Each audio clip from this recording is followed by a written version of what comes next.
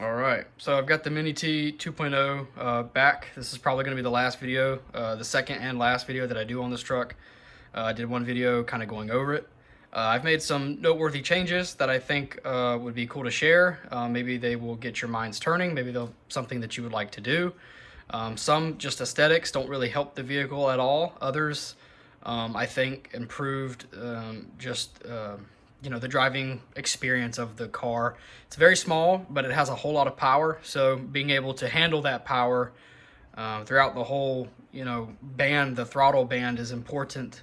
If not, then you're just going to be, flipping the vehicle a lot and doing a lot of crazy wheelies. And typically, I think most owners of this particular 40th anniversary, the 2003 of us out there, probably going to want to take care of this one a little bit more than your traditional. At least I plan on doing that. So I'll go over what I've done. We'll go ahead and take off the body here. I did bind it up to my DX5 Pro. So here are some of the things I did. Right off, you can see I have IC3s on here. Now, IC3s do not aid anything other than that's just something I wanted to do. I think the IC3 is just a little bit better looking connector, a little bit better quality plastic, but it aids nothing. You do not have to do it. It's just something that I wanted to do.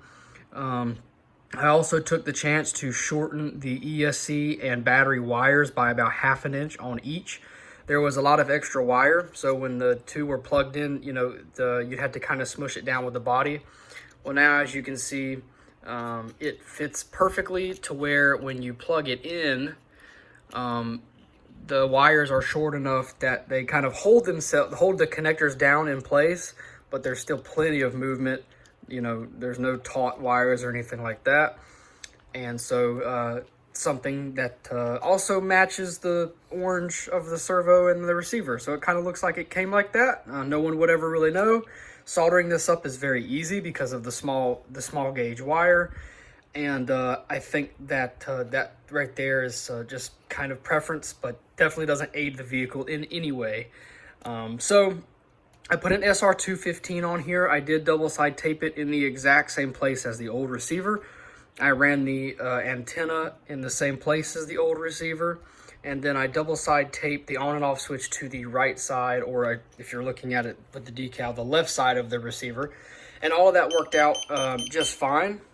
And so I also went ahead and ran the ESC and on and off switch wires under this little motor brace here. You have to take off 2 screws here, and you have to take off the spur gear cover, which are 2 screws, and then there's going to be a screw down here holding the brace in place. You should be able to take that out, unclip your battery pins here, and the whole thing should pivot up. And what that does is it holds the wires in place. It makes them not go everywhere. It's very neat. They have plenty of space in there. I don't think the motor is going to get hot enough to damage the wires. They're actually not even touching the motor, I don't think. But I'm not worried about that. You could run some heat shrink on that before you do all this if you wanted to. But I don't think it's necessary.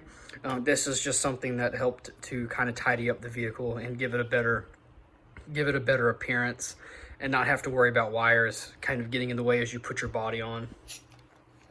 The servo wire, the servo lead here, is too short, so they give you an extension.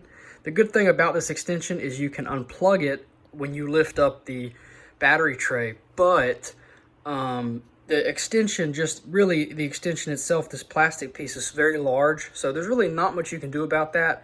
If you did want to solder on an extension and just add it and get rid of that, then you'd have to make sure you made it either long enough to lift it up and get the battery out, or you would have to unplug it from the receiver every time. So I think that with the situation of this vehicle and where the receiver is, I think that that's just fine. I don't see changing that. I think that's the best course of action to take. I also went in and made some changes to the ESC to help handle the power that the little brushless system has. You will have to go on Horizon's website, type in this little 6000 kV 2-in-1. It's very easy to find, and then go to their setup sheet, which you click on the manual and support or whatnot. manual and setups little tab at the bottom. It'll take you to their manual, and you will be able to see what this comes pre-programmed with. I don't remember right off the bat. I'm going to go ahead and turn this on.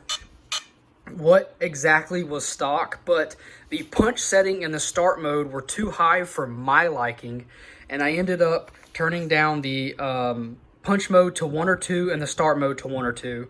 I put my brakes up to 100%, and I think that's all I did, but there are a few other categories like lipo cutoff, and I think drag brake. I could be wrong, I can't remember. There's not too much going on as far as the program goes. There's only a couple of columns that you can change, but changing that start mode and the punch control was a huge deal.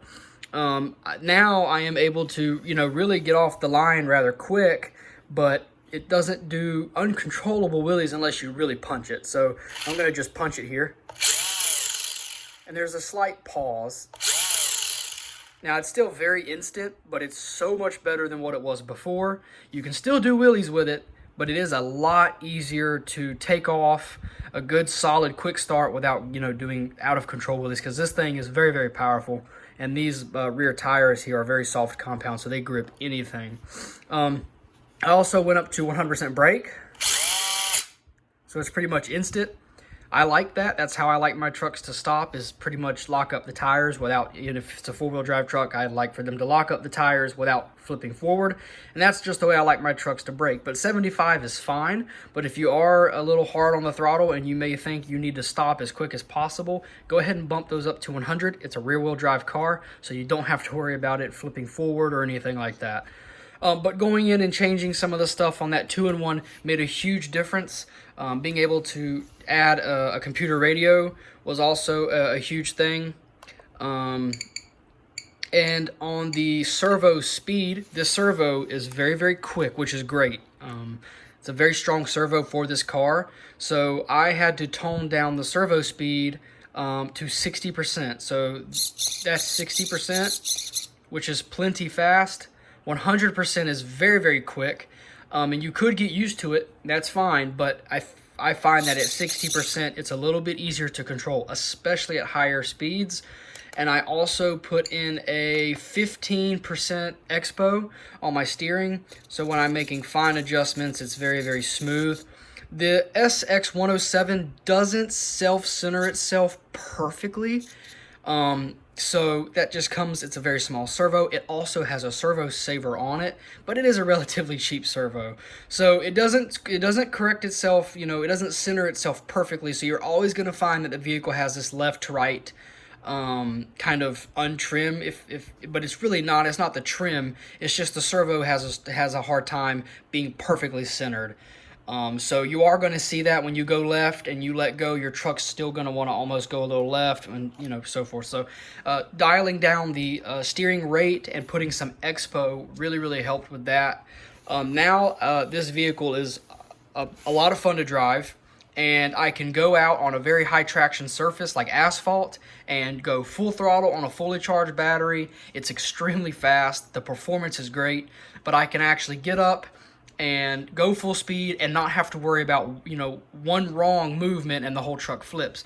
I think that the changes that I have made just make it a more enjoyable truck. So if you have any questions about the Mini T 2.0, please leave a comment, and I appreciate you watching.